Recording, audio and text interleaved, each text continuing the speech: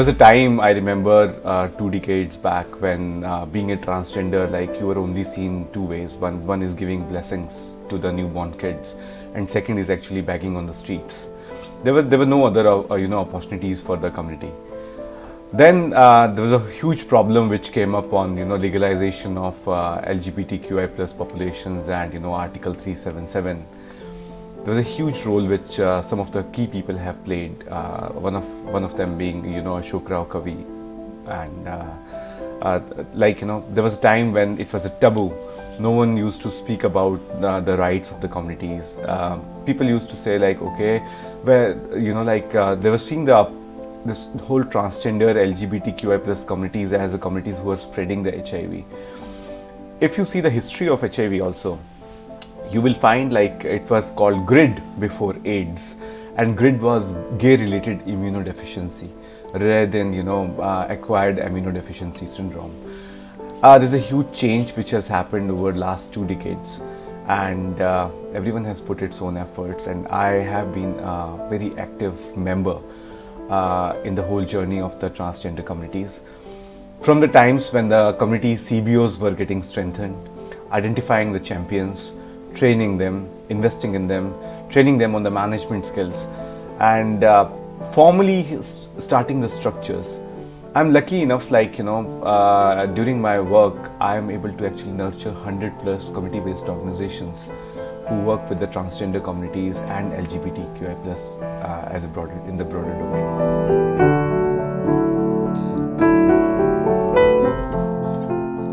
My journey started, around 20 years back.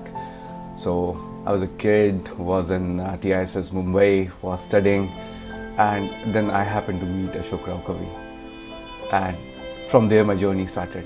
And the first time I went to Humsafar, when Ashok was heading Humsafar Trust, and one of the evenings was a very funny evening where he invited me. He said like, I want to make you see like other part of the world which is very much neglected. I said, what part of the world that is? He called me to a very small slum in Mumbai. I thought like he's going to show me a slum, but instead of a slum, he showed me in the slum the strength of the transgender community, the strength of the LGBTQI plus community. It was Bombay Dost. So I saw the magazines Bombay Dost which were actually lying there, and it was like peaking like 8 o'clock in the evening when I first saw like the ramp walks are happening 2 decades back, where the people who are cross-dressers, they were actually dressed up and they were walking the ramp. It was very fascinating, and I thought like it's interesting, but I couldn't figure out like what's my role and what Ashok wanted me to see, until unless we had deeper conversations started, their rights, their entitlements, their health rights, their sexual health rights, their reproductive rights, their rights for the land rights, and many other things. So from there my journey started, and in the whole process, I started working with the Gujarat State AIDS Control Society. I was working with them, got a big opportunity to train 300+ civil society organizations on the issues of LGBTQI+. At that time, Lakshya Trust was one of the organizations which is headed by Manvinder Singh Goyal, who is the Prince of Rajpipla, and he was the first gay prince who came out during that time. I was very surprised, what's happening, Gujarat is a big state, and I saw something very similar in Maharashtra with Ashok. I thought same kind of rigor and in the professionalism, the organizational structures need to be brought in Gujarat too. I was searching for some of the biggest advocates, who can help me create a whole program for the state of Gujarat. I happened to meet Lakshmi Narayan Tripathi. I got her to Gujarat to deliver the first lecture to the State AIDS Control Society project director. His name is Dr. D.M. Saxena, and to all the NGO partners. People were just, amazed to see who is this Lakshmi and what she's all about. It was great. I was able to form around 100+ organizations, train them, nurture them in various parts of the state. From there, the journey didn't end there. I I started working with the Clinton Health Access Initiative, where the program was again on essential medicines and on the important drugs which are life-saving drugs. There also this journey continued with me in a way or another. Then my current destination, which is Reckitt. 2 years back, I met our global CEO when he was newly appointed, Lakshman in London. The first conversation in the first few hours was about what we are doing in India through Durex as a brand. That was a very interesting question, and his own motivation and encouragement again to start something very big in India on the LGBTQI plus rights, entitlements, healthcare. We started the program with the Humsafar Trust. Then this 18 months of COVID actually started. This 18 months was very challenging, where I remember during the first wave of the COVID, I was packaging the food along with Lakshmi and many other transgenders, and we were doing the home delivery of food to those where this food security was a big issue. And it was not just limited to Delhi. We did the operations pan-India together.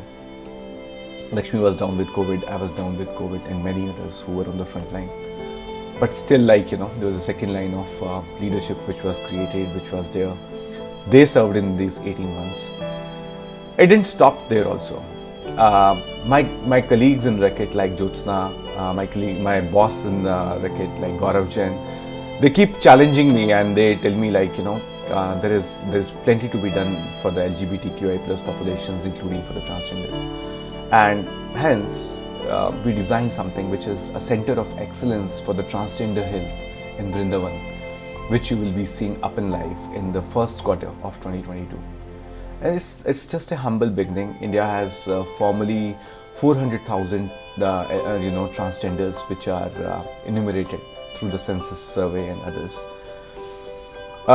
There's plenty to do before before I say everything is done and it's fine.